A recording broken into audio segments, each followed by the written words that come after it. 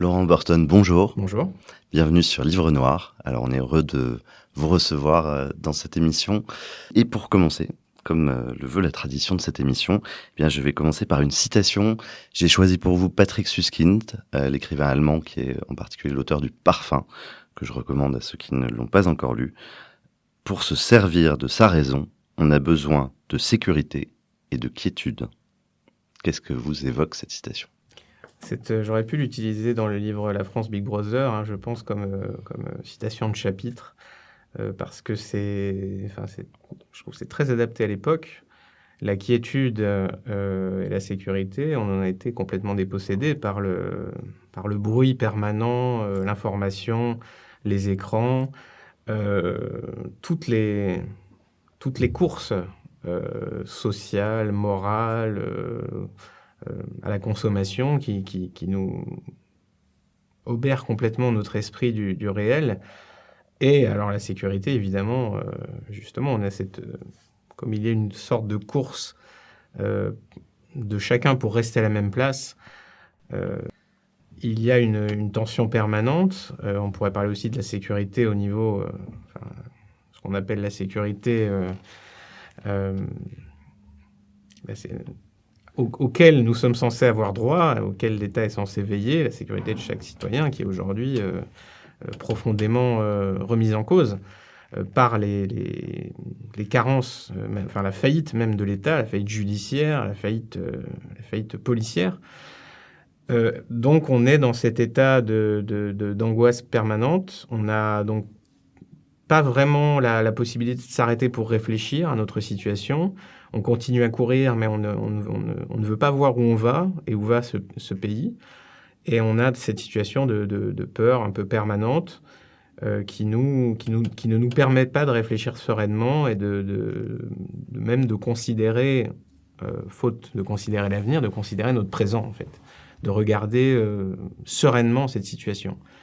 Et c'est ce qui nous fait beaucoup défaut, je pense.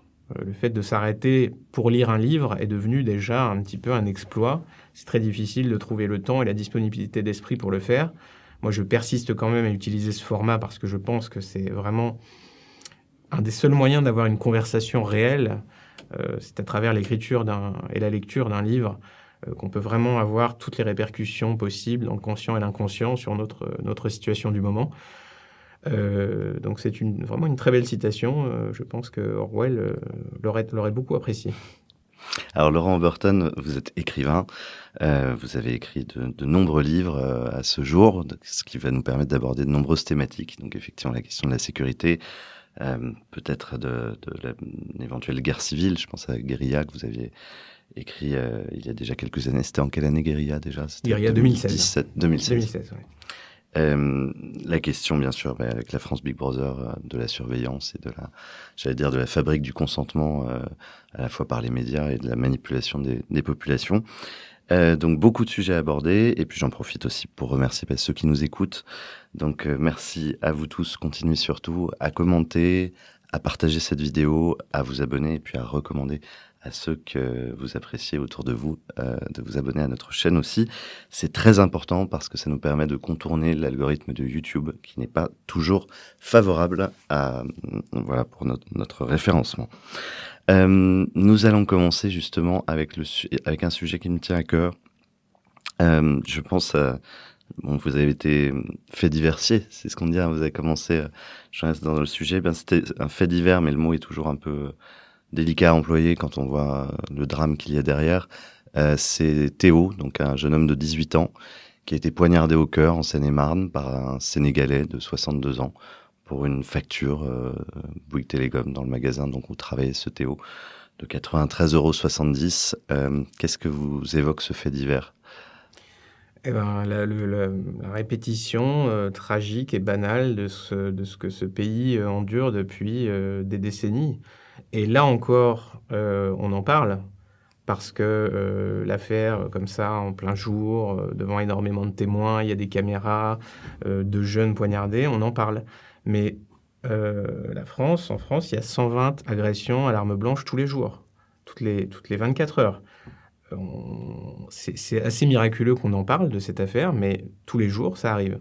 Et donc, la liste des victimes comme ça, oubliées, hein, parce qu'en plus, ça fait l'actualité là maintenant. Théo, on parle de lui, mais d'ici 1 à 2 semaines, la mémoire vive du spectateur moyen, elle ne dépasse pas de beaucoup celle du poisson rouge. Donc on va rapidement oublier ce nom, ce visage, les faits qui vont avec. On a oublié des centaines, des milliers peut-être d'individus comme ça qui ont fait l'actualité. Ah oui, c'est très dur, en compassion, etc. Mais voilà, c'est un fait divers. C'est vraiment quelque chose de banal. On s'est habitué profondément à cette situation, de se dire, ah oui, il y a des gens vraiment, il y a des choses qui ne vont pas, il y a des fous, il y a des déséquilibrés, il y a des incidents comme ça. Ça fait partie du tribut à payer à la société. Moi, je n'ai pas trouvé cette vision normale, je n'ai pas accepté ça quand j'étais fait diversier, justement, parce que l'ampleur, évidemment, dans n'importe quelle société, il ne faut pas se mentir, hein, il y a toujours des psychopathes, il y a toujours des individus, des déviants, des cinglés, des raisons de commettre des crimes qui vont échapper aux autorités ou à la société elle-même. Mais l'ampleur, en fait, du problème est vraiment stupéfiante. Je vous disais 120 agressions à l'arme blanche tous les jours. On doit être à 2400 violences physiques, à 265 viols ou tentatives sur des adultes uniquement, hein, toutes les 24 heures. Ça, ce sont les chiffres de l'Observatoire de la délinquance qui doivent dater de 2018. Il a été courageusement dissous par le gouvernement Macron, en la personne d'Édouard Philippe, justement, parce que ce thermomètre commençait à être vraiment très gênant, puisqu'il montrait d'une part que les plaintes déposées étaient extrêmement inférieures à ce taux de victimes déclarées, et que en plus, la justice derrière condamnait un nombre d'auteurs ridicule. Sur 2400 violences physiques, on doit avoir peut-être 2000 condamnations, quelque chose comme ça, par jour. 200 condamnations. 2400, vous devez avoir 200 condamnations. Et sur 265 viols et tentatives, vous avez 3 condamnations par jour, prononcées par les tribunaux. Donc imaginez le taux d'impunité qui est vertigineux. 1% des violeurs à peu près qui passent devant la justice. Et quand bien même ils passent devant la justice, le code pénal n'est pas appliqué du tout par la loi. On va trouver des tas de circonstances atténuantes pour prononcer une peine, en gros, en général, intermédiaire à ce que prévoit le code pénal, c'est-à-dire la moitié du code pénal. Et l'application elle-même de la peine, aujourd'hui, n'a plus rien à voir avec la réalité de ce qu'elle devrait être. La promesse judiciaire, en fait, n'est jamais tenue. Vous avez des réductions de peine automatiques, vous avez la bonne conduite, vous avez maintenant des peines alternatives, c'est-à-dire on vous condamne à une peine de prison, on vous met un bracelet et on considère que c'est une manière de purger une peine de prison ou une assignation à résidence ou des travaux d'intérêt généraux, etc., etc. Donc concrètement, les individus condamnés à 10 ans de prison, s'ils en font 5 en général, on est déjà on est content, on peut s'estimer heureux. Donc, il n'y a pas de réponse judiciaire en France, clairement. Il y a une faillite de l'État qui est complètement évidente, qui est terrifiante. L'antiracisme ambiant nous interdit de considérer parmi les causes de cette insécurité l'immigration de quantité qui a eu lieu contre la vie des Français. Les conséquences de cette immigration dans l'insécurité, ça part dans l'insécurité. On a parlé récemment, on a quand même un peu parlé de la part des étrangers dans l'insécurité. Les étrangers, donc, ceux qui sont nés à l'étranger, qui n'ont pas de papier français. Ça aurait été très intéressant qu'on parle aussi de la part des descendants d'immigrés, parce qu'ils sont bien plus nombreux en France, les descendants d'immigrés, que les immigrés, et ils ont une part qui est encore plus importante dans l'insécurité.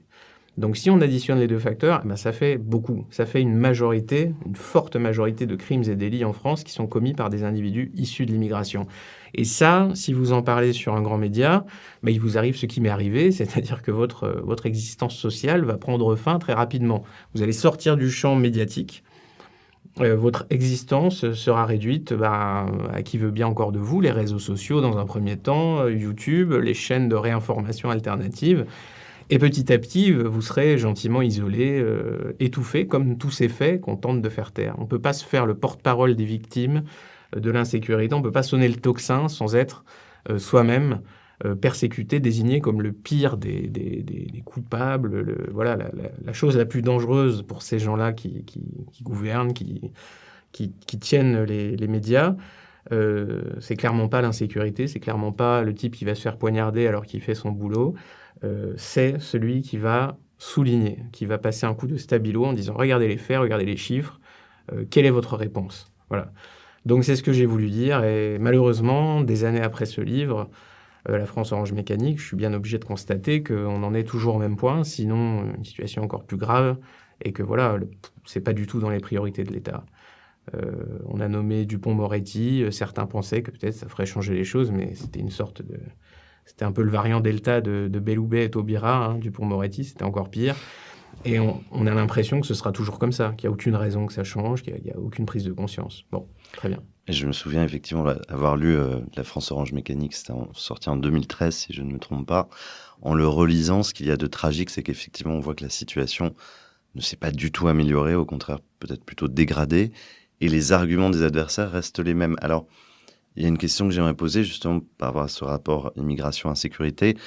Est-ce qu'il faut souhaiter ou non des statistiques ethniques, comme le pratiquent plusieurs pays européens occidentaux, aux États-Unis en particulier, la Suède également, la Suisse fait des études en tout cas ciblées beaucoup plus précises que les nôtres. Est-ce que ça changerait quelque chose ou non?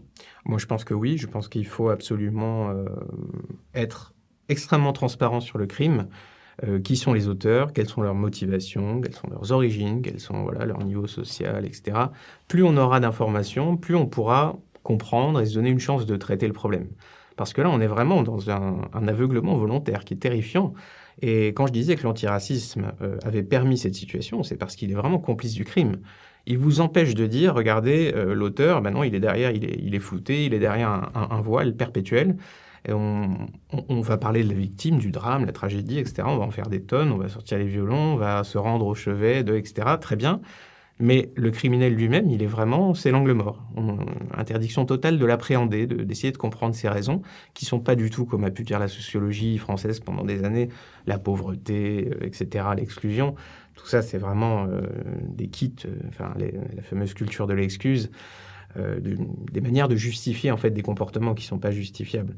Et quel est le moteur, selon vous, justement, de cette criminalité, en particulier des violences gratuites, qui sont une nouveauté, il me semble, dans l'histoire. Vous allez avoir un fait communautaire, hein, c'est-à-dire que ce sont des bandes qui ont comme structurant identitaire, en quelque sorte, leur compétition à elles, en interne, pour exister, c'est justement... ça va être de commettre des crimes et des délits pour, en quelque sorte, monter dans la hiérarchie. C'est des formes de hiérarchie un peu tribale. Et celui qui va tabasser quelqu'un gratuitement pour une cigarette, machin, en quelque sorte, il va marquer des points, il va gagner un peu du respect. Celui qui aura fait de la prison, celui qui va faire des trafics. C'est une manière aussi de gagner beaucoup d'argent facilement, parce que c'est vrai que le trafic en France est extrêmement lucratif. Voilà, donc beaucoup plus que de se lever tous les matins pour aller bosser chez Bouygues ou SFR. Par contre, le trafic, il suffit de rester assis même à l'entrée d'une cité toute la journée, l'argent tombe. Donc il y a une rupture, on est coupé complètement du reste de la société, on fonctionne en vase clos, et le reste, l'extérieur de la société, c'est l'étranger, c'est le barbare, et sa vie n'a aucune importance, c'est anecdotique, nous on s'amuse entre nous, on est notre groupe, on se soude justement contre cette société. Donc, d'avoir permis l'existence comme ça de gangs tribaux au cœur de la France a généré cette très forte insécurité. Mais ce n'est pas du tout une question de pauvreté, hein. Il y a 10% de chômeurs en France. 10% de chômeurs ne sont pas des violeurs de vieilles dames. Ce n'est pas comme ça que ça marche du tout. Beaucoup d'études récemment ont permis de démontrer qu'il n'y avait aucun lien statistique entre la pauvreté et la délinquance. C'est important de le rappeler. Au contraire, hein, même les types qui basculent dans le terrorisme, ce n'est pas du tout une question de misère sociale. C'est vraiment des dynamiques de groupe, de défaillance identitaire qui sont palliées comme ça par une adhésion très forte à des valeurs, un cursus comme ça qui se heurte aux valeurs de la société tout entière. Donc évidemment, la société, elle ne peut pas survivre à ça. Elle va se morceler, son capital social, le lien de confiance entre les individus, tout va s'effondrer à partir du moment où on a permis une telle situation. Que répondez-vous à ceux qui expliquent doctement, et cela dure depuis longtemps, que non, la délinquance n'augmente pas, au contraire, qu'elle est jugulée, et en citant en particulier le nombre d'homicides, et également en mélangeant un petit peu la diminution des vols simples et le reste de la délinquance. Qu'est-ce qu'il faut leur dire? Parce que c'est un argument qui revient souvent. Alors, le nombre d'homicides a souvent été utilisé pour montrer qu'il y avait au moins une stabilité dans la criminalité. Sauf que ce nombre est vraiment un excellent moyen de dissimuler la réalité des choses parce qu'il nous permet d'oublier l'évolution de la médecine d'urgence, notamment. Et ça, c'est vraiment démonstratif. C'est que si vous prenez des statistiques médicales là-dessus, vous verrez que, alors je sais, j'ai plus le chiffre exact en tête, mais il y a quelques décennies, quand on se prenait des coups de couteau, quand on était blessé par balle, 7 fois sur 10 à peu près, ça se finissait très mal. Et aujourd'hui, la médecine d'urgence a permis de réduire ce taux vraiment de manière très spectaculaire. Je ne sais plus, ça doit être 2 sur 10 aujourd'hui.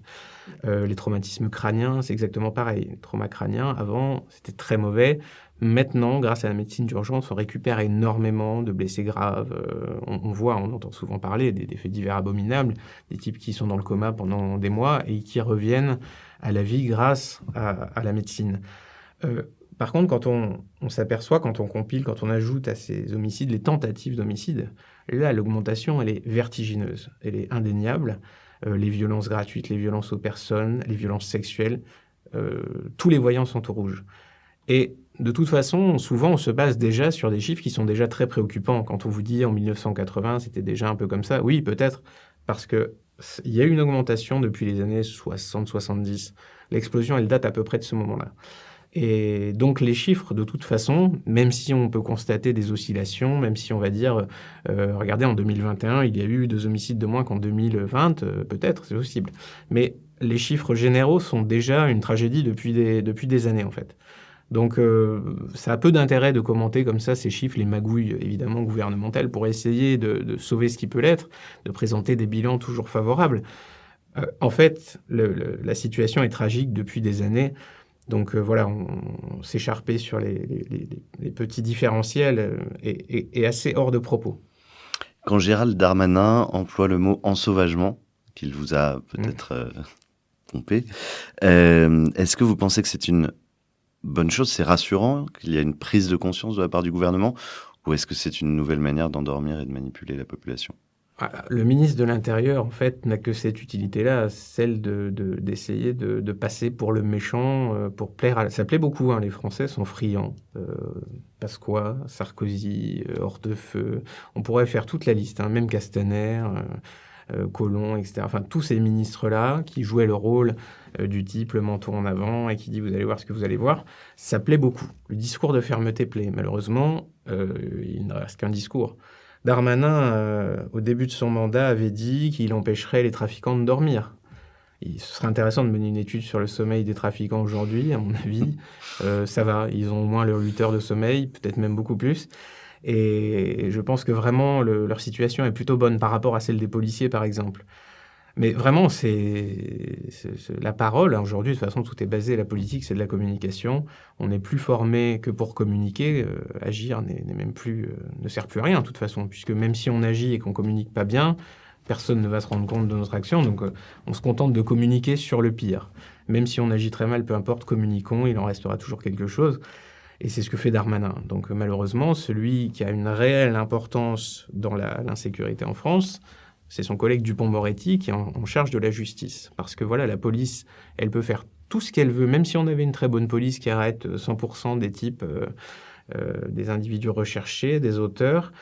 Eh bien, si la justice derrière n'applique pas la loi, ça changera absolument rien. Et c'est à peu près ce qui se passe en fait. La police fait plutôt bien son travail en France, de moins en moins parce que c'est de plus en plus, elle a de plus en plus de choses à gérer. Son recrutement laisse de plus en plus à désirer aussi. Mais voilà, le problème central, le nœud du problème, c'est la justice. C'est pas la police. Et quelles sont les principales failles justement de la justice aujourd'hui? On cite souvent la lenteur, mais est-ce que c'est la seule problématique? Alors, il faut reconnaître aussi qu'elle est un peu débordée, parce que construire des prisons, évidemment, ce serait un début de solution pour gérer l'urgence. Mais en fait, si on n'expulse pas aussi les auteurs étrangers de crimes et délits, on va être débordé de toute façon. Et on n'arrivera pas à construire des prisons assez vite. Et bon, en plus, l'avenir, c'est peut-être pas de vivre dans un pays avec des prisons immenses et d'y enfermer la moitié de la population.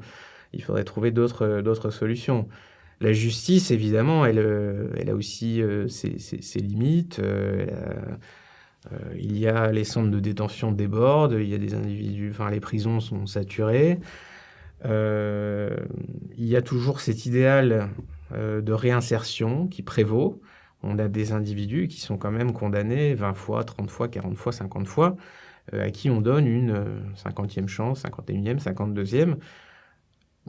C'est une manière de fonctionner, en fait, qui a complètement pris le pas sur la protection de la société, sur la juste... on voit plus la justice, en fait, comme un acte réparateur. C'est-à-dire, vous avez causé tant de dégâts, il faut passer à la caisse. On voit plus ça comme ça. Maintenant, c'est la justice va vous aider dans votre projet de vie. Vous n'avez pas eu de chance, vous avez été victime de la société. On va vous trouver ce qu'il faut, on va s'occuper de vous et que ça va coûter très cher à la société, y compris à vos victimes, d'ailleurs, qui payent aussi votre incarcération.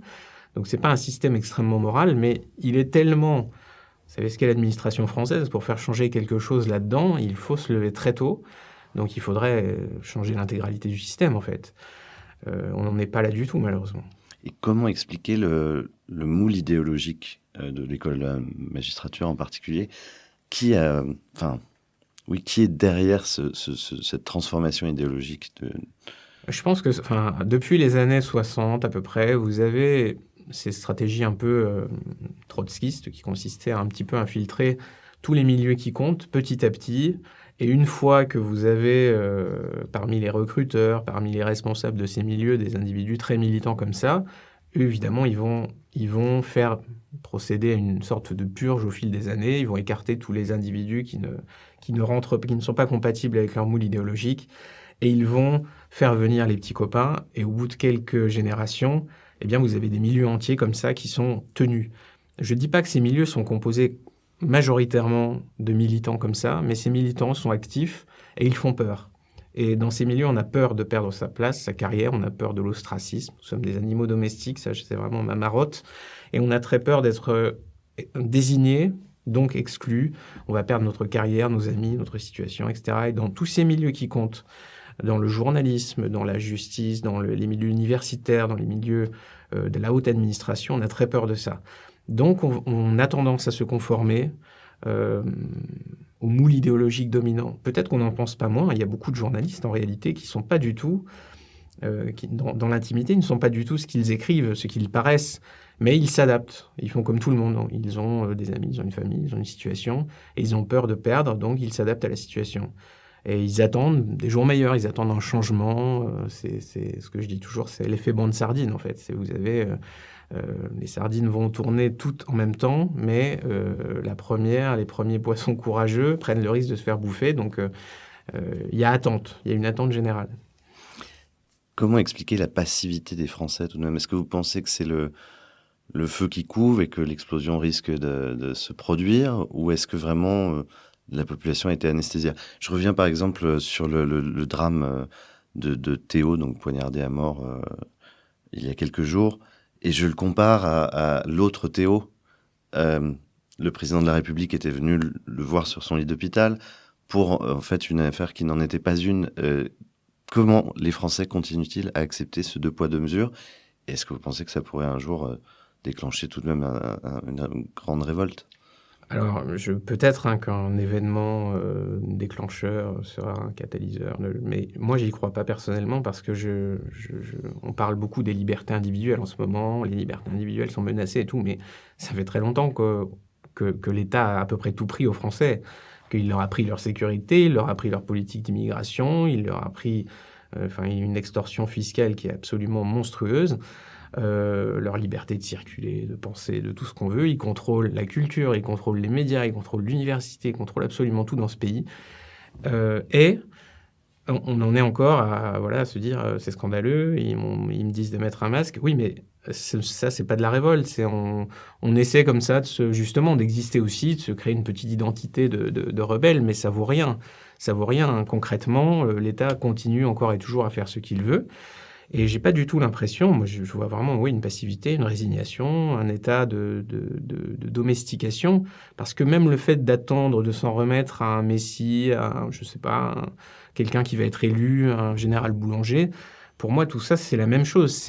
C'est justement l'état d'impuissance individuelle très profond qui permet cette attente comme ça complètement folle d'un nouveau maître, mieux que celui-là, et qui lui, va tout faire bien. Moi, je vais encore rien faire, je vais rester tranquillement dans mon fauteuil, et lui, il va s'occuper de tout. Ça en dit très long sur cet état je parle de domestication, hein, parce que c'est vraiment ça. Il y a une terreur de la punition, c'est-à-dire de cette fameuse exclusion, la peur de l'abandon, hein, parce que l'animal domestique, quand il est abandonné, il meurt. Il ne peut pas survivre sans son maître, il est dépendant. Eh bien, nous sommes vraiment dans cet état-là. La solution doit passer par le haut, par la politique, par le maître, par l'État. Peut-être les autres vont faire la révolution. Moi, je vais regarder à la télé, mais j'espère que les autres vont faire quelque chose. Et en attendant, évidemment, on ne fait rien. La situation se dégrade petit à petit. L'État est toujours là. Il est de plus en plus important. On dit toujours il faudrait un État fort, un État fort. Mais non, parce que qui est l'État? L'État, c'est Cohn-Bendit et ses amis. Si vous donnez plus de pouvoir à ces gens-là, est-ce que vous pensez que la situation va s'améliorer? Malheureusement, beaucoup de Français en sont persuadés.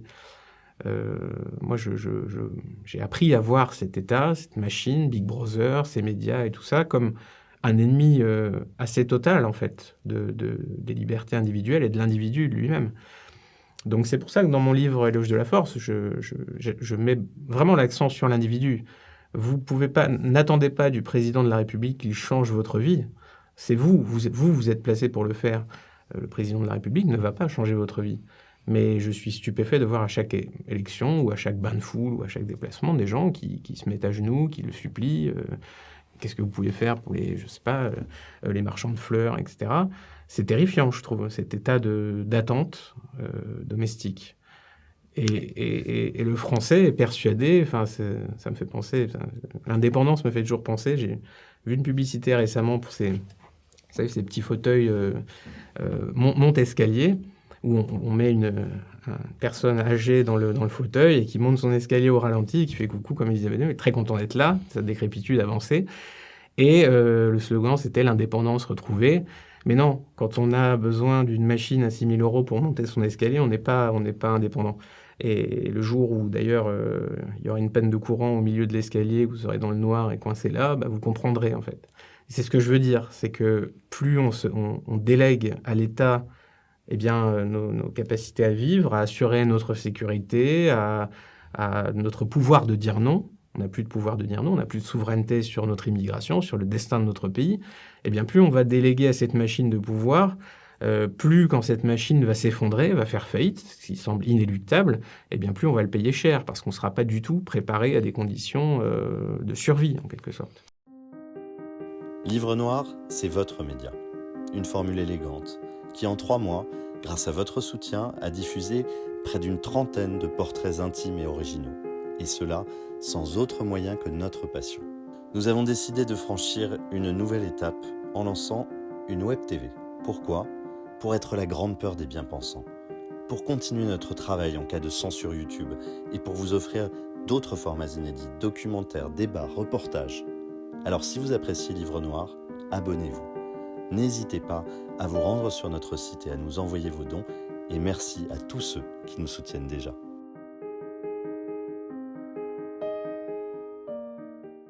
Alors justement, face à cette résignation, à cette domestication, vous faites l'éloge de la force. Donc c'est votre dernier livre qui est sorti en fin d'année dernière, fin 2020.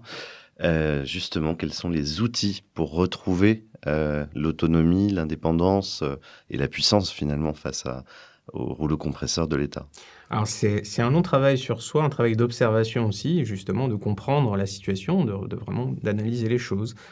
Pourquoi l'État est-il devenu aussi puissant, aussi normal? Pourquoi est-il aussi normal qu'il nous prenne autant d'argent, qu'il règle autant de choses dans nos existences, alors qu'il le fait très mal? À chaque fois que l'État prend en charge quelque chose, le résultat est toujours désastreux. L'administration, elle n'est pas là pour avoir des résultats, elle est là pour faire de l'administration. Elle va grossir, elle va prendre encore plus, elle va placer les amis, etc. Ça va devenir un monstre totalement ingérable. Et c'est toujours comme ça que ça se passe. Donc, il faut déjà analyser ça et il faut analyser ensuite nous. C'est toujours bien de désigner l'ennemi, hein, c'est pratique aussi. C'est de dire, c'est pas moi, c'est Big Brother, c'est lui. Moi, ça va, je fais bien comme il faut. Et non, parce qu'on participe tous de cette situation. On est vraiment, sans la foule domestique, il ne peut pas y avoir ce maître tout-puissant. Donc, nous sommes responsables, nous les premiers. Il ne faut pas désigner machin, truc, je sais pas, la pharmacologie, tel BHL, enfin, on peut imaginer n'importe quoi. C'est nous. Donc, c'est à nous d'agir. Donc, il faut déjà comprendre nos peurs profondes. Pourquoi est-ce qu'on a peur même de parler, de nous exprimer ? Un repas de famille, quelqu'un va sortir une banalité progressiste pour marquer des points, pour asseoir sa supériorité morale. Je sais pas, la diversité est une chance, l'immigration est une richesse, un truc comme ça. Et nous, on se méfie, parce que si on dit « Ah oui, mais quand même, j'ai un doute », là déjà, le chantage plane au-dessus de nos têtes. Le chantage au racisme, à l'extrême droite, les heures les plus sombres, on fait le jeu de on sait qui, etc. Donc la mort sociale est proche. Et on a tous peur de ça en réalité. Et cette peur va nous tenir jusque dans notre isoloir. Et elle interdit complètement, l'antiracisme, cette vertu qu'il interdit vraiment le développement de la pensée, du débat, donc l'exercice de la souveraineté intellectuelle. Donc il faut se réattribuer ça, il faut complètement détruire tous ces mécanismes qui empêchent la pensée. Il faut relire ces bouquins sur les mouvements de masse, les bouquins de Gustave Le Bon, de Eric Hofer, qui montrent à quel point le progressisme mondial est un mouvement de masse religieux qui fabrique des ennemis qui sont complètement avec une extrême droite qui a un concept, qui a un mythe, un épouvantail. Parce qu'a même reconnu Lionel Jospin. Oui, bien sûr. C'était très intéressant. C'est ça qui est génial, c'est quand on s'intéresse un peu à ces mécanismes, c'est que les plus grands acteurs de Big Brother reconnaissent que tout ça est un cirque et un théâtre. Mais ça fonctionne, ça a une impression sur l'individu qui a cette peur terrible de ne pas être dans l'air du temps, de sortir du rang en fait. Et donc le troupeau se maintient bien au chaud, bien serré. Donc il faut comprendre tout ça, il faut vraiment lutter tous les jours pour se réattribuer en fait une forme de pouvoir sur nos existences. Et vraiment, on y arrivera si on se focalise sur nous-mêmes, sur le développement de nous-mêmes. Donc c'est un peu des conseils de développement personnel que je donne dans ce livre. Mais il ne faut pas espérer une solution extérieure à des problèmes vraiment intérieurs. Si vous aviez 2 conseils à mettre en avant principalement, alors, moi, je commence par parler de la peur. Hein. Vraiment, cette peur, il y a eu des études là-dessus, hein, sur les herbivores, par exemple, qui ont des zones dans le cerveau. Les zones de la peur sont bien plus développées chez eux que chez les autres animaux, parce qu'il y a toujours le risque du prédateur, la peur de se faire bouffer, etc. Et c'est pour ça qu'ils sont des animaux qui ont besoin de routines énormes. Donc, il faut que tout se passe de la même manière, il faut qu'il y ait les récompenses, les granulés. Et il y a une peur de la punition quand le petit humain d'1m70 arrive dans le pré tout seul, ça fait peur à tout le troupeau. On est dans une situation très très comparable. On a besoin de se noyer dans la routine, dans le jeu, le divertissement, pour oublier, pour surtout ne pas s'interroger.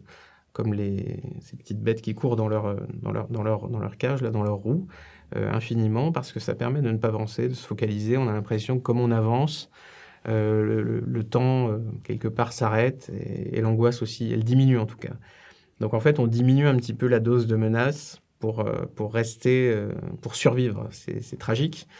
Et donc il faut absolument sortir de cet état.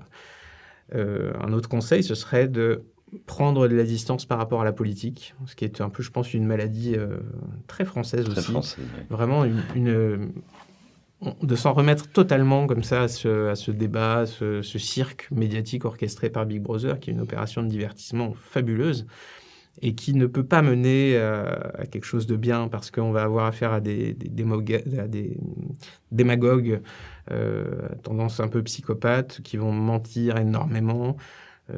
Vous allez entrer dans des partis donc qui vont complètement borner votre cerveau à des réflexes en fait sur tous les sujets. Ils vont vous donner voilà, ça tu dois penser ça, tu dois dire ça, c'est comme ça, c'est la ligne du parti.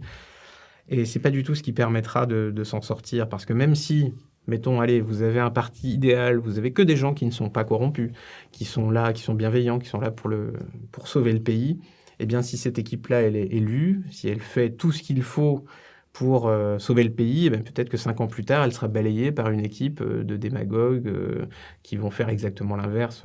Donc on ne peut pas se fier à ces choses-là. Et... Donc vous recommandez vraiment de sortir du champ politique traditionnel. C'est-à-dire, partisan, disons. Ce que je peux comprendre dans le militantisme, c'est l'idée de se dire que si notre parti, nos idées pèsent un certain poids dans le débat public, par les sondages ou par les votes, nos idées seront exposées, vont acquérir peut-être, par effet d'entraînement, vont infuser dans la population. Ça, à la rigueur, on peut le concevoir. Mais de là, comme je vois certains militants, à tout espérer de la politique et à devenir complètement désespérés quand leur champion s'en prend une, c'est pas possible, on peut pas faire ça. Vraiment, c'est sur la politique, il faut la baser sur soi. Surtout que la politique, c'est cette course justement au contrôle de l'appareil de l'État, qui est un appareil oppresseur, et qui est donc un appareil qui sert à créer des privilèges, qui sert à écraser ceux qui ne sont pas d'accord, en fait, puisque l'État, c'est ça, hein, c'est que, ah oui, mais la majorité, elle a dit ça, donc toi, tu te tais, tu t'écrases, tu payes, enfin voilà. Moi, je serais plutôt dans la logique de retrouver un pouvoir individuel, un droit de veto, plutôt qu'un droit de vote. C'est-à-dire chaque individu devrait pouvoir dire non, effectivement, les crimes sont interdits, voilà, mais par contre, si j'ai pas envie d'avoir ce type-là chez moi, c'est mon droit strict, total. Donc ce droit doit être... j'ai le pouvoir de l'appliquer. Là, c'est pas le cas. L'État peut vous imposer. Oui. Il peut imposer chez vous que vous décidiez d'avoir des types vaccinés ou non, ou ce genre de choses. Ou des travailleurs, je sais pas, vous n'avez pas envie de travailler avec telle personne, l'État vous l'impose parce que c'est un quota. Ça, c'est profondément anormal, je trouve. Vous vous définiriez comme libertarien aujourd'hui ? Alors, c'est difficile de se définir parce que beaucoup de gens vont se définir comme libertariens ou libéraux ou antilibéraux.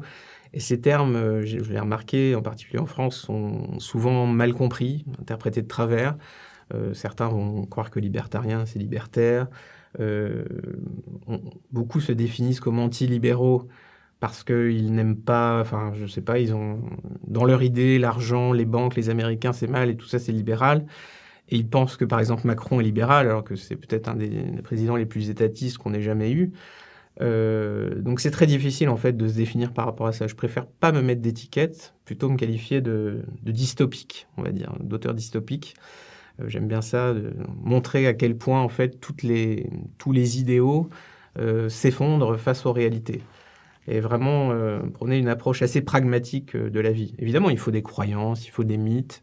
Les sociétés sans idéal ne vont pas très loin en général. Mais quand elles ont un idéal qui les condamne à leur propre destruction, là, il faut le dire, il faut le dénoncer. Il y a une figure d'intellectuel, de philosophe, d'écrivain qui vous a particulièrement inspiré ? Alors, il y en a beaucoup. Alors, c'est vrai en parlant de libertarien, on pourrait citer Bastiat, qui est quand même vraiment très intéressant et décisif, je pense, dans la pensée occidentale, économique. Après, moi, j'aime beaucoup les observateurs non conventionnels, les Gustave Le Bon, je sais pas, Paul Valéry, par exemple, aussi, voilà, Konrad Lorenz, dans le registre plus animalier. J'aime bien ces gens qui ont pris le temps vraiment de disséquer la vie, le vivant, sans méthode, sans manuel prescrit par telle académie, et qui en ont dégagé des observations vraiment très, très convaincantes, je trouve. Alors, Laurent Oberton, c'est un nom d'usage, c'est un pseudonyme. Je sais pas comment. Pourquoi est-ce que vous avez été obligé d'utiliser un pseudonyme, justement parce que vous risquez la mort sociale ? Ah voilà, vous parliez tout à l'heure. C'est exactement ce qu'on a dit, c'est que si vous voulez exister, en plus à l'époque j'étais journaliste, et j'avais encore dans l'intention d'exister dans la vie, de peut-être faire une carrière, j'étais naïf à l'époque, et si on publie un livre avec son identité réelle, cette identité-là, elle est condamnée. Donc après, c'est plutôt devenu aussi une manière de protéger ma famille, de ne pas la mêler à des sujets comme ça, parce que ça a des répercussions, c'est fatal.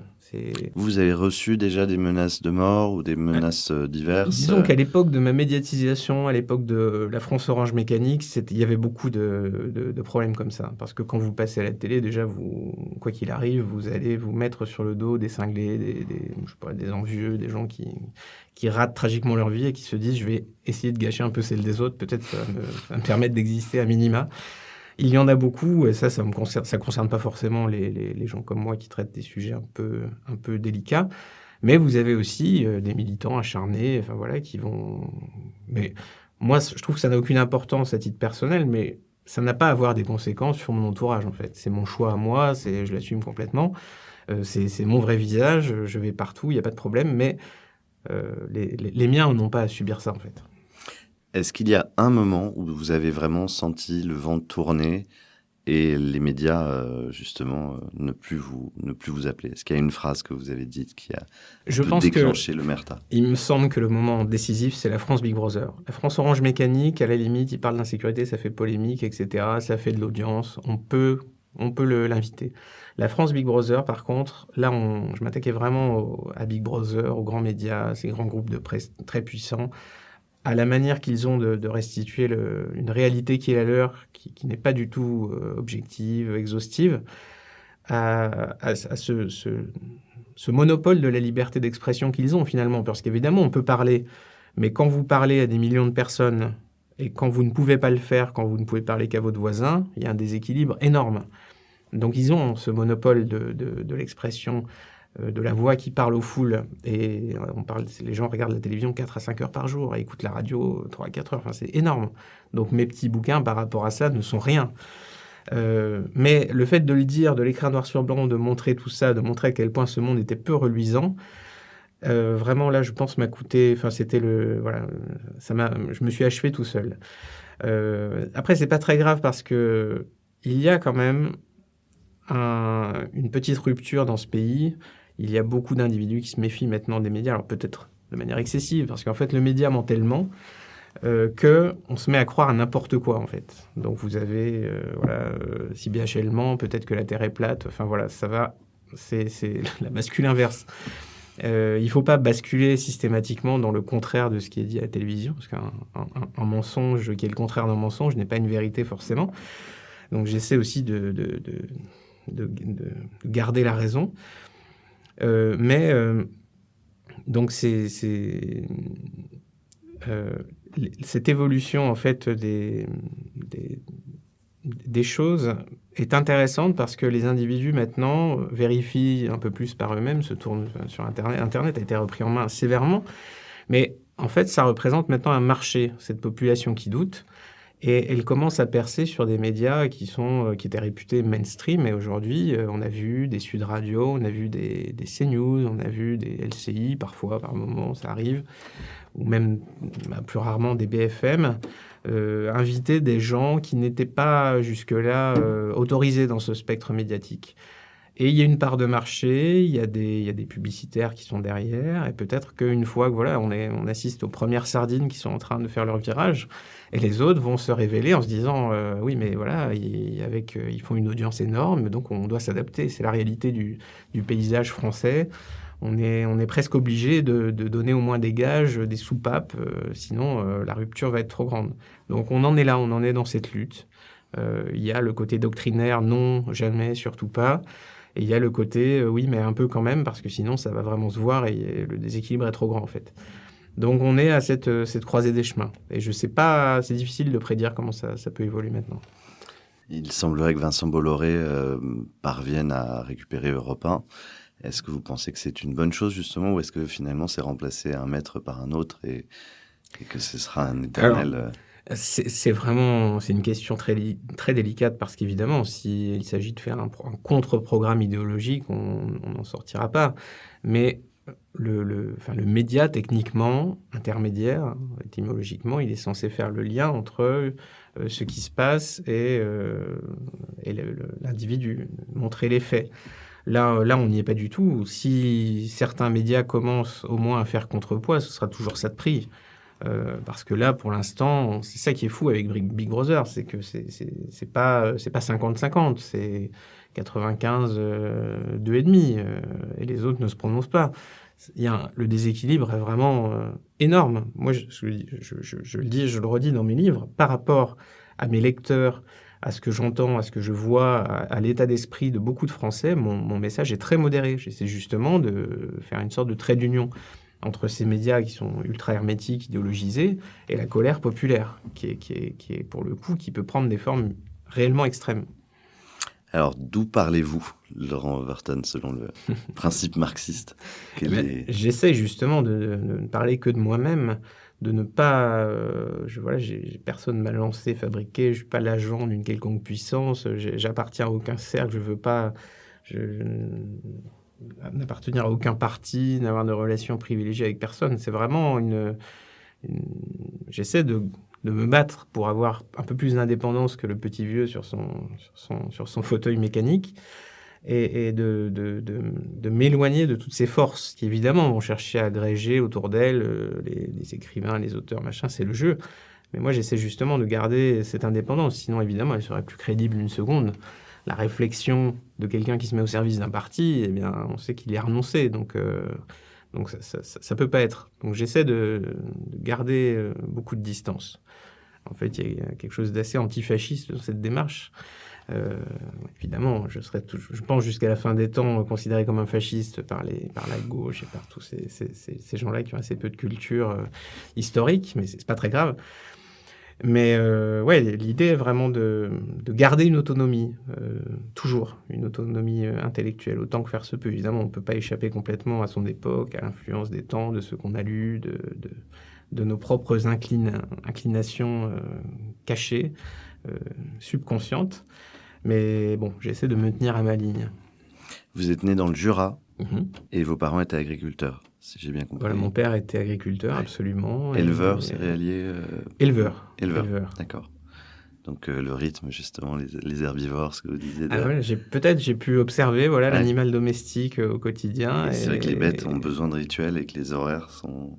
mais vraiment, vous voyez on parlait de l'électeur tout à l'heure, l'électeur moyen. Moi, quand je vois le chien faire sa promenade et l'électeur qui attend d'avoir son petit rituel tous les 5 ans pour aller faire poser son petit bulletin dans l'urne, c'est exactement le chien qui va aller faire son petit pipi sur le réverbère.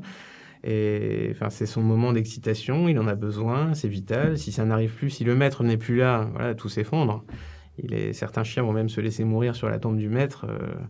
Et on retrouve cette attitude vis-à-vis de l'État. Je trouve que c'est particulièrement évident. Et malheureusement, ces animaux-là, plutôt que s'en remettre totalement à cette fidélité, plutôt que de se rendre compte qu'ils sont plus bons à rien, ils ont des atrophies de partout, ils ne pourraient pas survivre à la vie, à la liberté, mais ils peuvent pas. Leur constitution veut ça. Malheureusement, on a évolué vers ça et c'est difficile de le surmonter. Vous avez grandi donc dans le Jura. Jusqu'à quel âge vous êtes resté en... J'ai dû partir faire mes études à peu près. Je suis parti assez tôt, vers mes 15 ans peut-être. Je suis parti en internat et après je suis pas revenu. J'ai fait toutes mes études. J'ai étudié un peu tout, s'il était possible d'étudier justement tout de suite avec une détestation assez forte du monde académique. J'ai fait une école de journalisme, c'est ce qui est très intéressant pour se rendre compte des mécanismes justement de sélection sociale. Vous l'avez vécu quand vous étiez dans cette école? À vue de nez, à votre avis, quelle était la proportion d'étudiants plutôt avec une sensibilité de gauche? Alors, à vue de nez, ça peut être trompeur parce qu'il y a le mouvement de masse, justement. C'est-à-dire qu'il y a peut-être tous ceux qui se cachent et qui savent très bien que quand il y a comme ça des noyaux militants agressifs, eh bien, il est beaucoup plus prudent de ne pas se faire remarquer, donc d'adhérer à son groupe. De toute façon, c'est déjà un groupe social bien défini, plutôt bourgeois, et qui partage donc les mêmes codes, qui a déjà été dans les mêmes facs, et ça fait un tri quasiment automatique. Donc ceux qui sont mal pensants, qui ne sont pas alignés, en général, ils se taisent, ils se cachent, et s'ils veulent faire carrière, c'est ce qu'ils ont de mieux à faire d'ailleurs, parce que si celui qui ne se cache pas ne rentrera même pas dans ces écoles-là, ou en sortira très vite, ou n'aura pas d'emploi, Donc, vraiment, le mécanisme de tri social est très bien fait parce qu'il est quasiment inconscient. Je pense que les examinateurs n'ont pas conscience de participer à un tel tri. Pour eux, c'est le bien, le mal, et il faut quand même vérifier qu'il n'y ait pas de Zemmour apprenti qui passe par là. Normalement, ça permet vraiment de faire un écrémage très solide. Et quand c'était une vraie vocation, le journalisme, ou c'était... un choix un peu... Pas vraiment, c'est-à-dire qu'il y avait quand même un attrait justement pour ce métier d'observation, de restitution, l'analyse du fait et tout ça, mais c'est vraiment se faire des illusions sur un métier. C'est une fois qu'on le découvre, qu'on découvre nos capacités réelles l'encadrement, la rédaction en chef, etc., très vite, on comprend qu'en fait, non, on fait ce qu'on vous demande de faire, c'est-à-dire d'être une sorte de support publicitaire ou pour permettre à vos patrons de bénéficier d'aides, d'avantages fiscaux, tout ça, mais c'est pas le métier de journalisme, en fait. Si on veut vraiment être journaliste, indépendant et sérieux, il faut pas travailler pour un journal, il faut écrire des livres, il faut tenir sa revue, faire, je sais pas, sur Internet. Mais voilà, c'est le seul moyen d'être à peu près crédible, je pense. Dans l'idéal, vous voulez rester indépendant, continuer à écrire des livres, justement? Ah oui, oui, complètement, oui. Je pourrais avoir des collaborations ponctuelles avec des revues, ça et là, enfin, avec de ça, ça me dérange pas. Ou m'exprimer sur des médias comme le vôtre, par exemple. Mais dans l'absolu, oui, c'est toujours l'idée de... Encore une fois, la conversation qui est celle du livre me paraît vraiment plus profonde que la vidéo, que l'échange rapide comme ça, ou que même le petit article d'actualité qui sera vite oublié. Par contre, la répercussion subjective, dans l'inconscient que peut avoir un livre est vraiment importante. Je l'ai prouvé à plusieurs reprises, justement, en lisant des auteurs comme ceux que j'ai cités, et peut avoir beaucoup plus d'impact sur la réflexion, sur l'élaboration des messages, des stratégies à adopter. Donc, je préfère poursuivre dans cette voie-là. Oui. Quel est le livre que vous avez préféré écrire? Préféré écrire, hein, c'est pas facile. C'est difficile de dire qu'il y a vraiment un plaisir à l'écriture parce qu'il y a une telle attente, il y a des impératifs. Donc l'écriture est quand même une sorte d'angoisse dirigée. On est content de l'avoir fini, mais on n'y revient pas parce qu'on a déjà en tête le prochain et parce qu'on n'a pas envie de voir toutes les faiblesses qu'on vient de laisser passer honteusement. Et c'est plus un travail de relecture, en fait, l'écriture. Donc, on écrit une version, on relit, etc. On améliore, on est dans le tunnel, on ne voit pas vraiment les failles principales. Et à un moment, il faut bien le rendre. Et donc, on s'en débarrasse en quelque sorte. La France Big Brother est peut-être longtemps le livre que j'ai préféré, peut-être. Je trouve le plus important, c'est un peu présomptueux peut-être, mais disons de ce que j'ai écrit. Parce que vraiment, cette notion de domestication, interpeller comme ça monsieur moyen, le citoyen vraiment de base, plutôt que les pouvoirs, toujours pareil, dénoncer tout ce qu'on veut dénoncer, et me semble vraiment fondamental. L'éloge de la force, c'est un petit peu la suite de la France Big Brother, c'est-à-dire comment la faire réaction, concrètement. Voilà. Et je pense que je retournerai un petit peu à ce genre de choses lors de mon prochain livre. Je vais écrire évidemment la suite et la fin de Guérilla 3, mais je vais aussi retourner dans ce terrain encore plus concrètement sur les manières d'agir, justement de manière pas politiquement nationale, mais politiquement individuellement. Si je reviens au fait, donc vous avez grandi dans le Jura et vous vivez à la campagne. Il y a une chose dont vous parlez assez rarement finalement, c'est justement ce rapport à la nature, peut-être à la défense de l'environnement, qui a dû forcément beaucoup vous construire. C'est vrai que... Alors, je reviens un peu là-dessus dans l'éloge de la force, sur la nécessité de se recentrer sur la nature, parce que j'ai observé justement la biographie des individus qui sont assez admirables là-dessus, comme par exemple Léonard de Vinci, oui. ou Le Bon et d'autres. Et je pense à Thibon, donc, qui lui-même était oui, bien sûr. Vraiment jardinier, viticulteur et philosophe. Et Konrad Lorenz, par exemple, qui a passé sa vie avec des oies, vraiment à tirer comme ça des leçons de la nature profonde, parce que ça, on n'y échappera pas. C'est-à-dire on peut tout sociologiser, philosopher et tout ça. La nature humaine, on ne peut pas la changer. Vous avez justement des religions extrêmement puissantes, vous avez eu des idéologies extrêmement puissantes qui ont complètement soumis les individus, mais qui n'ont jamais pu venir à bout de la nature humaine, de nos penchants, de nos désirs, donc la volonté de puissance, d'essayer de paraître moralement un peu supérieur aux autres, la peur qui nous tenaille, la peur de la punition, de la sanction. Le bouddhisme est surprenant en cela, c'est-à-dire que c'est une religion qui est censée nous couper de toute forme comme ça de sentiment de désir, et cette religion, elle a réussi à soumettre des millions de gens, mais elle n'a jamais réussi à changer en fait le logiciel profond. C'est qu'on adhère à la religion, oui, d'accord, je voudrais que ce soit comme ça, mais on ne peut pas devenir comme ça. Et ça, donc cette observation, cette humilité par rapport à la nature qu'on retrouve chez Vinci ou d'autres grands génies comme ça, vraiment m'a toujours fasciné, parce que dans l'observation de la nature, de l'animal, on peut déduire et comprendre énormément de mécanismes sur le vivant et sur nous-mêmes. Et c'est pour moi la base de toute réflexion, bien avant la politique et ces jeux-là, il faut comprendre l'homme. On peut comprendre Bernard-Henri Lévy, c'est possible, ça paraît compliqué, mais je le certifie. Et une fois qu'on l'a compris, on aura peut-être moins de ressentiment par rapport à lui, mais justement, c'est une machine humaine qui fonctionne parce qu'il y a une nécessité, des intérêts. Et si on comprend mieux l'adversaire, justement, on est bien plus à même de démonter un petit peu sa technique, en fait. Comment il nous tient. Et pourquoi nous, on est tenus, surtout. Donc c'est la vision naturaliste, peut-être, est très importante. Et sur l'écologie elle-même, en tant que combat politique pour défendre la nature, récupérée beaucoup par la gauche. Voilà, c'est encore autre chose, parce que c'est encore une fois un champ qui a été complètement miné par le discours politique. C'est qu'évidemment, l'écologie, ça paraît, je sais pas, la nature paraît un bien fondamental, une source d'observation d'une richesse incroyable à tous les niveaux. Et aujourd'hui, la question est complètement politisée, récupérée par les États pour devenir encore plus des super-pouvoirs en imposant au monde entier des restrictions, des taxes et tout ce qu'on peut imaginer de contraignants et de liberticides sur des présupposés en plus qui sont toujours très discutables, mais qui sont établis comme ça par des grandes instances qui se payent elles-mêmes au passage. Et quand on dépense des millions et des millions et des millions, vous pouvez compter sur ces instances pour grossir, pour recaser des Fabius, pour recaser des Hollande et des gens comme ça à l'infini. C'est encore une manière de créer de l'administration en jurant que si on ne le fait pas, la température va augmenter, le monde va exploser, ce qui est éminemment discutable, évidemment.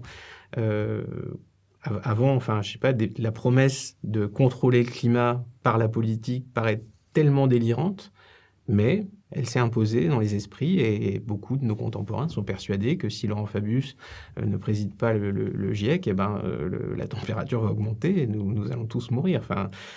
C'est comme ça. Malheureusement, on est encore dans les mouvements de masse, la logique complètement irrationnelle. C'est des croyances qui sont savamment orchestrées par un système médiatique qui a une puissance de feu qui est sans égale. Il n'y a pas de contre-pouvoir à Big Brother, il n'y a pas de contre-pouvoir réel. Toutes les autorités de ce pays sont convoquées pour répéter que c'est comme ça. Et donc, même le type le plus critique du monde, il est tout seul face à ça, il est obligé d'en subir les conséquences. Malheureusement, ça échappe complètement au contrôle de la logique et de la raison. Vous parlez souvent donc, du poids de l'État. Est-ce qu'il y a un pays modèle à cet égard, à votre avis, dans le monde ? Modèle, c'est difficile à dire parce que... En fait, maintenant, la mondialisation fait que tous les États sont obligés de se soumettre à cette logique de contrôle des populations. Récemment, le G7, les plus grands bandits de la planète qui se sont réunis au G7, ont décidé d'imposer justement à la planète entière des minima fiscaux parce qu'il n'était pas normal que certains États volent moins que d'autres. Donc il fallait qu'à peu près tout le monde se mette, fasse au moins un petit effort, quoi. On peut voler au moins un peu, au moins 15% aux sociétés. Et donc tout le monde va finir par être avalé par ce système, parce que ce sont ceux qui décident ça, c'est les États-Unis, des États comme ça font la loi sur le monde. Et c'est difficile de concurrencer de tels modèles. Donc des États comme le Liechtenstein, par exemple, qui passent peut-être pour ce qu'il y a de plus libéral possible, seront rattrapés par ça, parce qu'ils ont de l'argent, et parce que leur argent vient aussi de l'extérieur, et ça va être très difficile de rivaliser avec ça. Et au-delà de la question fiscale, je veux dire, même sur les libertés publiques ou le mode de fonctionnement du gouvernement, je pense à la Suisse, par exemple, avec les votations régulières, est-ce que pour vous, c'est déjà... Alors, c'est vrai qu'il y a des systèmes comme ça qui laissent penser qu'il y a moins d'emprise étatique que d'autres. Il faudrait étudier la question de près. J'avoue que, à part ce que j'en entends, ce que j'en lis, etc., je n'ai pas étudié le système politique à fond. Mais j'ai l'impression que quand même partout, il y a cette espèce de caste élitiste qui va quand même globalement contrôler les choses. Bien sûr, il y a des peuples qui n'ont pas été autant éduqués à l'étatisme que nous, ça c'est sûr. Beaucoup de Suisses ne comprendraient pas notre haine viscérale, par exemple, de l'autonomie, notre haine des armes, vraiment de la défense autonome de la liberté qui a été confisquée petit à petit par l'État. Donc il y a des pays où évidemment les consciences sont beaucoup plus prêtes en fait à être réellement indépendantes et autonomes. Je pensais justement à la question de la place de l'État. En France, la nation s'est construite à partir de l'État. Donc, est-ce que vous pensez est-ce que vous croyez finalement l'idée nationale? Parce que vous entend beaucoup plutôt envisager une espèce de repli en petite communauté, finalement, en petite structure familiale ou individuelle. Est-ce que vous pensez que la nation est un des mythes, voilà, comme les religions que vous évoquiez? Finalement, est-ce que la France existe ou est-ce que ça n'est qu'une série de communautés qui, dans l'idéal, devraient se passer totalement d'État et finalement retrouver des frontières, j'allais dire, naturelles? Alors, en fait, il y a forcément dans toutes les désignations qu'on peut faire à toutes les échelles une part de mythologie. La famille existe, il y a une mythologie familiale quand même, et qui semble quasiment indissociable en fait de la réalité de la famille biologique. Il y a, pour moi, il peut y avoir, tous les échelons sont compatibles. On peut avoir sa famille, on peut avoir sa famille un peu élargie, son village, on peut avoir après son département, sa région, on peut imaginer tout ce qu'on veut. La nation, évidemment, dans chaque échelon, et plus il s'agrandit, plus il tient de la mythologie que d'autres choses. Et puis, il nécessite aussi un État, un système de contrôle, bien un sûr, monopole de violence légitime. Et après, si on veut concrètement préserver en fait des populations, il faut qu'il y ait un contrôle des circulations des populations. Si on estime que que l'Europe constitue une sorte de peuple, elle doit, de manière assez large, se préserver contre l'immigration. Ou alors les individus doivent pouvoir le faire sur leur propriété. Mais oui, pour vous, l'échelle idéale aujourd'hui, par exemple, dans le cadre de la lutte contre l'immigration, c'est plutôt l'échelle européenne, pas au sens de l'Union européenne, mais disons à l'échelle d'un continent, plutôt que l'échelle nationale ou régionale. Ce serait plus logique, mais le problème est que chaque pays d'Europe va avoir sa sensibilité, et s'il y en a un qui décide que l'immigration c'est bien et qui fait venir des millions d'immigrés et qui les laisse ensuite aller chez les voisins, ça ne peut pas aller. Donc en fait, à la limite, plus il y a d'échelles, mieux c'est. Vous avez l'Europe, vous avez les échelles nationales, vous avez les échelles territoriales, locales, jusqu'à la propriété privée. Qui doit être absolument sacré. Et comme ça, peut-être, ça pourrait mieux fonctionner. Là, le problème, c'est que l'État s'est vraiment arrogé le monopole de l'immigration. Vous êtes d'accord ou pas, il s'en fout, il fait ce qu'il a décidé. C'est son administration qui décide de faire venir tant de gens, de régulariser tant d'individus, et vous n'avez absolument rien à dire. Donc, le Français n'est plus propriétaire de son pays. C'est ça, moi, qui m'inquiète, c'est que étant donné, par sa légitimité historique, par toutes les dépenses qu'il a fait, par tous les sacrifices de ses ancêtres, justement, que le premier venu qui arrive comme ça, qui lui n'a jamais rien payé, tous les biens publics, tout ça, il va en jouir comme ça automatiquement. Il y a une inégalité qui est scandaleuse. Et donc c'est vraiment la base du problème, en fait. C'est vraiment une façon de voir les choses qui est complètement... pour le coup, très, très désavantageuse pour l'autochtone, en fait. Surtout qu'on fait comme si les Français avaient, entre guillemets, été privilégiés depuis des générations et des générations, mais l'enrichissement généralisé de la population, il est extrêmement récent. C'est-à-dire qu'il a fallu des dizaines de générations de travailleurs acharnés pour obtenir, entre guillemets, ce qui peut apparaître comme un privilège. Moi, je suis issu du privilège blanc qui était d'avoir été agriculteur pendant des siècles et des siècles, et depuis les chasseurs-cueilleurs. Et c'est comme ça. Et la France, dans sa quasi-totalité, c'était ça. C'était la survie. Donc oui, c'est gentil de venir expliquer qu'on est très privilégié et qu'on sait accaparer le monde, mais non, en fait, la richesse, elle est créée. C'est pas on dit la richesse est répartie, et non, elle est répartie par les États qui sont des bandits, mais elle est fabriquée par les individus. Ce sont eux qui la créent. Quand Vinci fait son tableau, il le prend à personne, il vole personne, il fabrique une œuvre à valeur ajoutée. Tout le monde s'accorde à dire qu'elle vaut beaucoup plus cher que les matériaux primaires qu'il a utilisés. C'est comme ça. Donc celui qui crée sa richesse, pour moi, il en est propriétaire. En aucun cas, il doit la rétrocéder à qui que ce soit. Sinon, c'est un système qui est profondément amoral. On récompense des individus, justement, pour ne pas créer des richesses, avec les richesses de ceux qui les ont créées.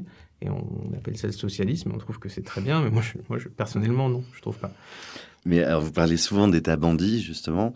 Est-ce que l'État n'est pas simplement un outil qu'il faut considérer de manière, j'allais dire, neutre? Et je pense à une chose, c'est que cet État, si laxiste avec les frontières nationales et vis-à-vis des entrées, effectivement, de clandestins ou d'immigrés légaux, d'ailleurs, a su mettre des frontières entre des régions pendant la crise du Covid. Donc, on est capable, l'outil État serait parfaitement capable de rétablir des frontières qui jouent leur rôle de protection des populations, des citoyens, et serait capable de réindustrialiser. Donc, est-ce qu'en cassant l'outil, on risque pas de se priver aussi de la possibilité de renverser la vapeur et de reprendre le pouvoir? Alors, je pense que, en effet, c'est vrai qu'on est persuadé que seul l'État peut faire certaines choses en France. En fait, moi, je pense pas. Je pense que tout ce qui est nécessaire à la population de ce pays peut être parfaitement assumé par des individus, des acteurs privés. Je pense que, par exemple, Génération Identitaire, qui a été récemment dissoute pour grave crime de lèse vivre ensemble, a fait plus pour la défense des frontières que l'État français depuis quelques décennies, avec une simple opération de communication. Ça montre que des individus qui sont déterminés, justement, peuvent parfaitement... Enfin voilà, c'est pas sorcier de contrôler comme ça des mouvements de population. Et le problème, c'est que quand une entité comme l'État s'arroge le monopole de le faire, si cette entité est défaillante, si en plus elle nous condamne à partir du moment où on veut pallier sa carence, eh bien, on est nu. C'est exactement comme l'insécurité. L'État nous met dans une situation d'insécurité par sa faiblesse. Et si vous envisagez vous-même de faire quelque chose, il va vous dire « Mais non, mais c'est criminel, vous ne pouvez pas. Nous avons le monopole de la violence et vous serez condamné si vous ripostez, si vous défendez, si vous vous organisez pour lutter contre l'insécurité. » Donc, c'est tragique. Et en plus, vraiment par essence, je crois que l'État, faussement neutre, il va regarder son intérêt. Il n'y a pas d'administrateur miraculeusement bon et juste. Il y a sûrement des individus très probes qui travaillent dans les administrations, mais il y a quand même cette tendance générale à organiser sa propre l'expansion de ses pouvoirs, de ses responsabilités, et ça ne peut que mal tourner. Je pense que justement, il faut rendre aux individus beaucoup plus de responsabilités, et vraiment, c'est encore une fois, de notre point de vue, ça nous paraît impensable parce qu'on a été habitué à cette situation. Mais les individus déterminés, surtout des individus comme les Français, à mon avis, impossible n'est pas français, je pense que ça pourrait tout à fait se vérifier si on sortait de ce stade de léthargie, en fait. Même pour des infrastructures lourdes, par exemple, je pense bien sûr aux centrales nucléaires ou aux autoroutes. Tout peut s'imaginer, Parce que dans l'histoire, ça n'est finalement jamais arrivé, en tout cas dans l'histoire moderne, dans l'histoire de se de France, passer en d'État. effet. Oui. En France, l'État est particulièrement énorme, mais je pense qu'il y a il y a eu une sorte de nécessité de l'État à une époque, c'est-à-dire quand c'était la guerre permanente entre nations, justement, là, l'appareil d'État, par sa capacité à mobiliser, à envoyer des millions de citoyens se massacrer les uns les autres, avait, dans la compétition entre nations, avait une valeur sélective, en quelque sorte. Celui qui n'avait pas un État fort capable d'envoyer au mouroir des millions de types, il était voué à disparaître. Aujourd'hui, la situation est un peu différente quand même. Et je pense que la Suisse, par exemple, ou des pays comme ça, qui n'ont jamais eu justement ce fameux État fort, se sont beaucoup mieux tirés de ces périodes-là que d'autres pays. Parce que la Suisse est bien un pays où tout le monde est plus ou moins armé, où tout le monde va se défendre, va défendre sa maison. Personne n'aurait l'idée, en fait, d'essayer de l'envahir. Parce qu'on sait très bien que ça va être du très court terme et que ce sera une guérilla infinie et qu'on n'en sortira pas. Donc peut-être qu'un pays se défendrait beaucoup mieux s'il était défendu réellement par ses citoyens. Ça rendrait aussi le sens des responsabilités. Mais évidemment, ce sont des questions qui peuvent être réfléchies en profondeur. Il y a peut-être pas de solution miracle. Il y a peut-être pas. Voilà, je prétends pas du tout. Je suis pas dans un idéalisme total. Les individus, même privés, peuvent faire n'importe quoi aussi. Ça arrive. Est-ce que je pense à votre période médiatique où vous étiez encore reçu par les médias mainstream. Quel est votre pire souvenir d'interview ou d'intervieweur d'ailleurs? Ouais, c'est difficile à dire. Je garde pas de Ou rancune une anecdote, non en mais général. sans citer forcément, mais de moments où vous vous êtes dit, mais le combat est trop inégal, quoi.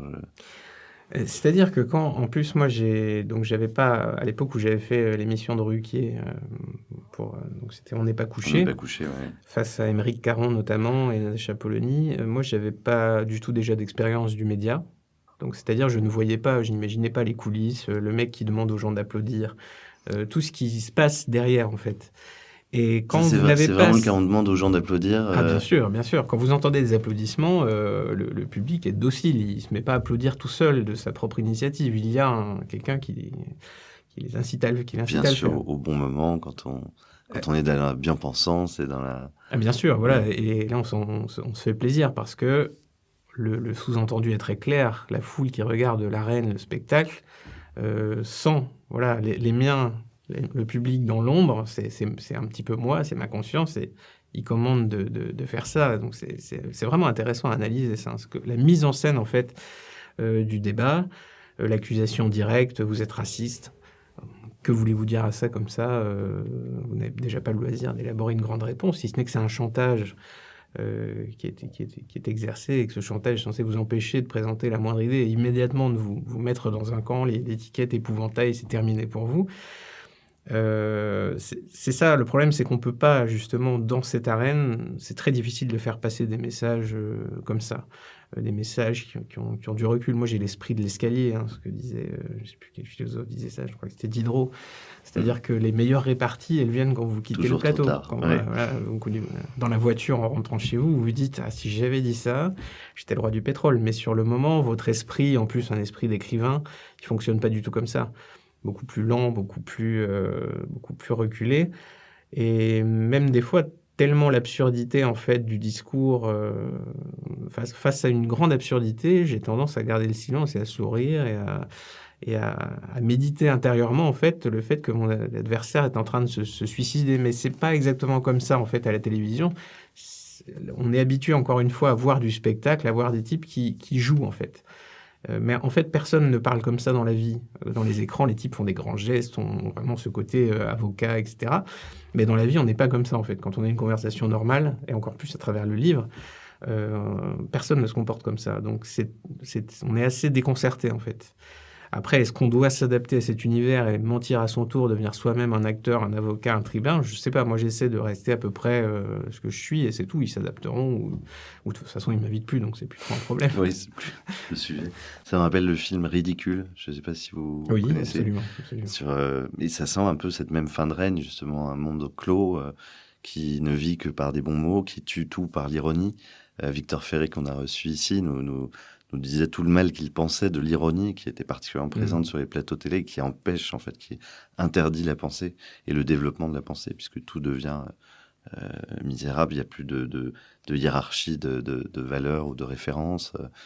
Ouais, c'est assez intéressant. Vous pensez justement un peu comme dans Ridicule, donc c'est les années 1780, je recommande à ceux qui nous écoutent de le voir, c'est un très grand film de Patrice Lecomte. Et on est juste avant la Révolution.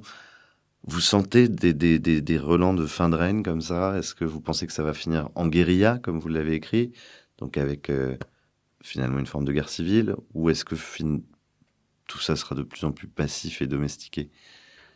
Quand on voit le milieu comme ça médiatique de l'intérieur, on se dit vraiment que c'est une fin de règne, que ces gens sont complètement hagards, ils sont perdus dans leurs trucs et dans leurs produits illicites, et qu'ils ils s'enferment en fait dans un système qui est mourant, mais ils continuent à toucher leur place est sûre, ils continuent à toucher les dividendes, etc. Donc ça va. En plus, ils ont largement les moyens de se passer, de côtoyer au quotidien cette diversité qu'ils louent dans leur plateau. Donc c'est pareil, les gains encore sont encore plus élevés que les pertes. Bon, il y en a certains sont rattrapés par le réel et peut-être ils le seront tous un jour ou l'autre. Moi, la guérilla, je la vois surtout. J'avais parlé d'un incident avec un policier qui mettrait le feu aux poudres dans les banlieues, mais il y a aussi le contexte économique qui est très préoccupant et une cessation de paiement géante une inflation spectaculaire, on peut tout imaginer, pourrait précipiter justement la chute du système étatique et avec lui médiatique, Big Brother, etc. Alors je ne dis pas que ce serait une bonne chose parce que nous ne sommes pas préparés à ça. Personne ne peut dire, même le type qui a ses boîtes de cassoulet dans son abri anti-atomique, personne ne peut dire, moi je vais m'en sortir comme ça, je vais être le roi du monde, ça va être génial et là je gagnerai. Non, ça ce sont des fantasmes, on ne sait pas comment serait une telle situation, donc je ne sais pas si c'est souhaitable. Ce que j'ai voulu dire dans Guérilla, c'est que ça pouvait arriver, que c'était possible, ça devenait probable, et que si la situation continue, vraiment, je pense que ce sera inévitable. Alors à l'inverse, dans votre longue carrière d'écrivain maintenant, est-ce qu'il y a une rencontre qui vous a particulièrement marqué favorablement, où vous avez été soit ému, soit bouleversé, soit... Honnêtement, non. Non. Mes plus grandes rencontres étaient littéraires pour l'instant. Après, mais donc il y a de gens morts, a priori. Oui, voilà, essentiellement. Non, après, il y a des personnalités intéressantes. Je ne peux pas nier. Enfin, j'ai rencontré Houellebecq, même brièvement, mais tout de même, c'est quelqu'un.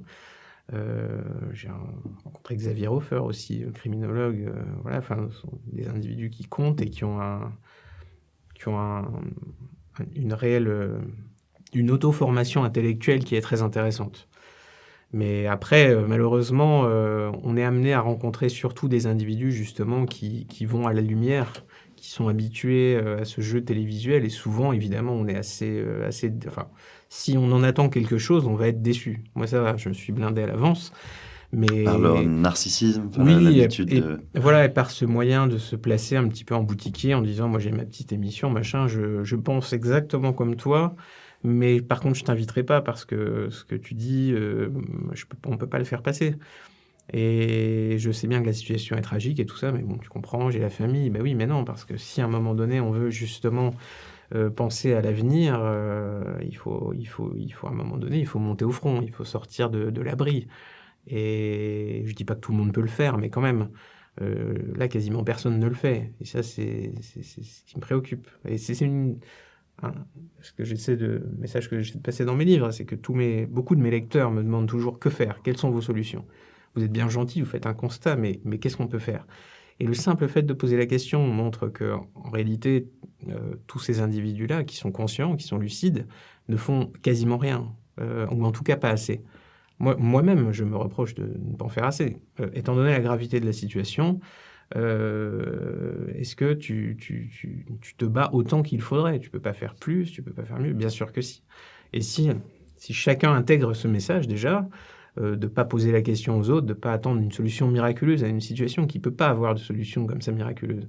Ce sera un travail long et douloureux. Donc c'est vers ça que j'essaie d'aiguiller mon lectorat. Alors pour terminer, qu'est-ce qui vous donne encore de l'espoir dans la France aujourd'hui? Justement, peut-être quand même, on ne peut pas dire qu'on prêche dans le désert. Il y a quelques années, certains militants pouvaient dire ça. C'est-à-dire, on a traversé le désert, personne ne nous écoutait, on n'avait rien, on n'était rien, on n'existait pas. Et il ne se passait vraiment rien. On avait dans la population, c'était l'électroencéphalogramme plat.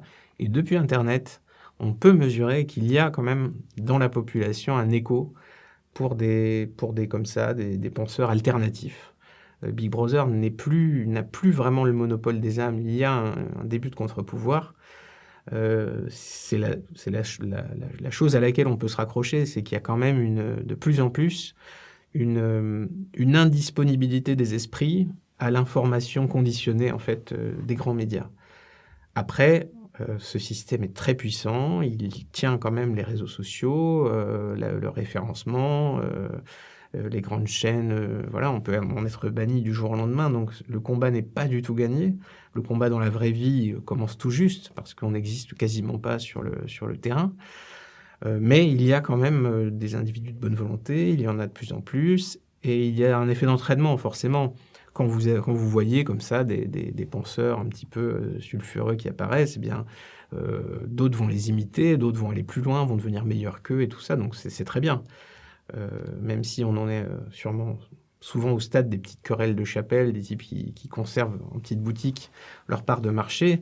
Ça va passer. Il y aura des individus bien plus entraînants et qui verront bien plus large qui vont arriver.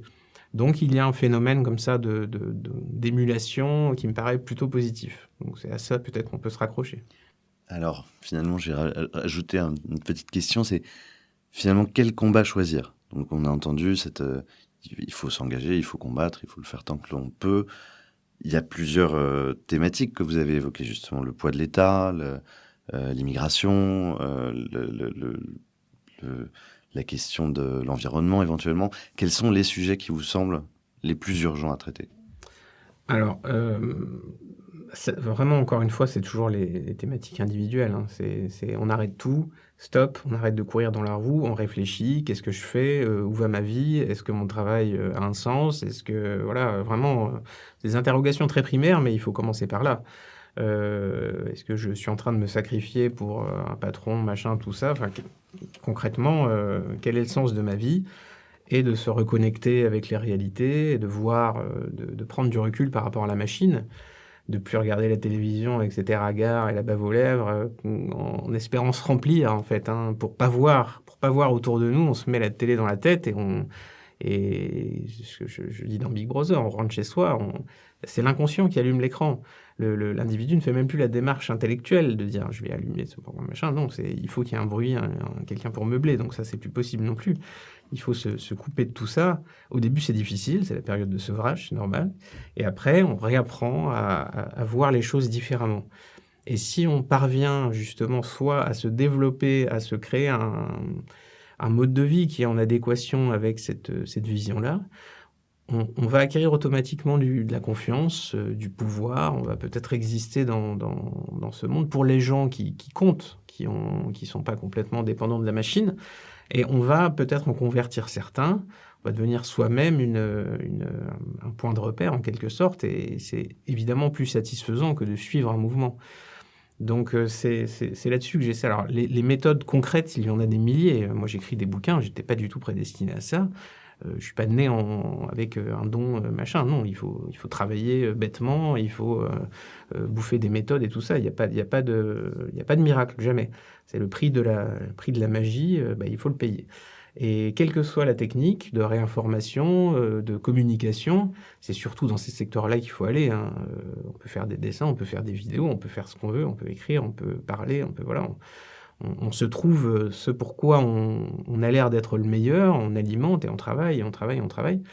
Et on se donne pas de limite, on essaie d'aller toujours plus loin et peut-être qu'on va contribuer justement à cette espèce de réveil des âmes. D'armement général des pensées contre ce qui nous accable. Eh bien, merci pour ces conseils et puis merci pour cet entretien.